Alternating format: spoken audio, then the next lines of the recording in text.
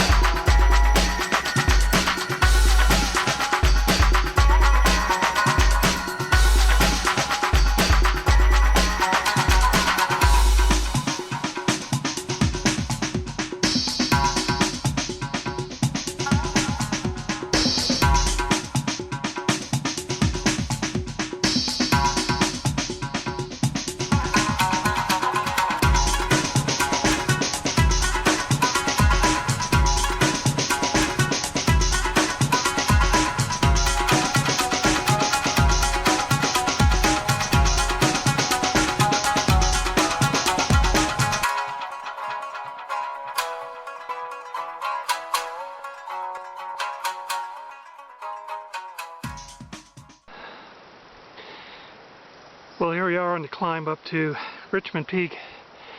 This is the first bit of snow. You can see the col we're going to go over right there. We're at 5,800 feet. Expect to go up to about 62, maybe 63. But this is what puts the word mountain in mountain bike, that's for sure. It is pretty up here. We'll see if there's any more snow. Probably is.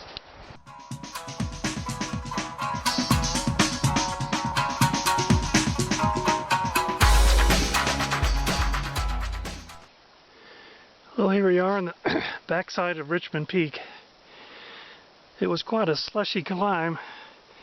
That one little deadly spot that's mentioned in the movie was actually quite deadly. Very icy. I ended up actually walking on the tire tracks. That was the safest thing to do. And carrying the bike, because the footprints next to the bike tracks were so icy and on such a slant you couldn't get a footing. So I took all the water bottles out, stuffed them in my jersey, lightened up the bike, picked it up, walked in the tire tracks, and made it across that slippery spot. But it was spooky.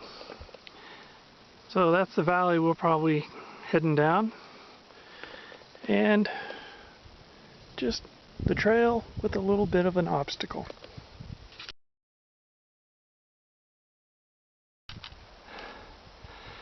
Well, that's Richmond Pass. It goes around Richmond Peak. That's where we just came from. That col. Came around there.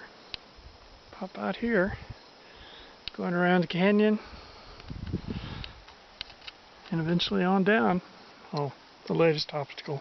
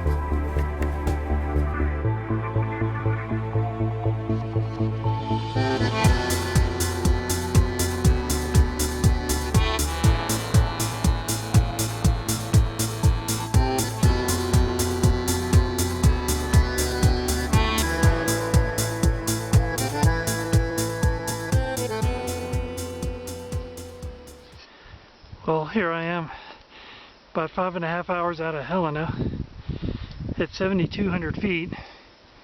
I think this is at least the second, it might be the third peak, considered the third peak crawling out of Helena this morning. At about the second crest, my GPS track said I was finished. So my track stopped on my GPS. That was a bit of a panic, considering I had no idea where I was on the cue sheet. As you can see on my GPS, there is no track. A little gray, purple track line I've been following. There's not even a road. It's just a green area for the National Forest and some contour lines. But there is a track. Luckily I found some four-wheelers that got me on a right turn, and then I found a hunter that got me on another right turn. I found a sign that finally identified where I am on the cue sheet. So that was a big relief. I've been following some faint tire tracks too. If you look down right there, just a little bit faint mountain bike tire tracks. I've seen those a couple of times on this. So I'm pretty confident I'm on the right track. I'm looking for a T-section, a T in the road here, in about a half mile, 3/4 mile. But that's navigating. Plan C, navigating all the way down to the cue sheet on the iPhone. That is the last resort. But that's the way it is on Tour Divide 2012.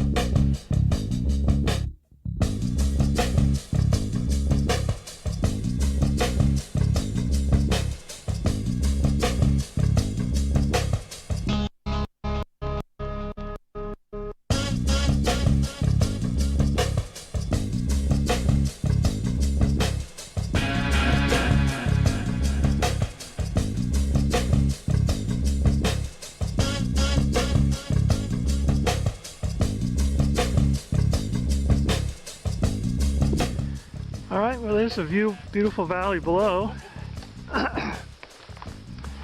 Coming down the easy part of Fleischer Ridge.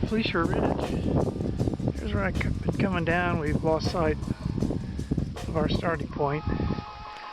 But that right there is freaking straight down.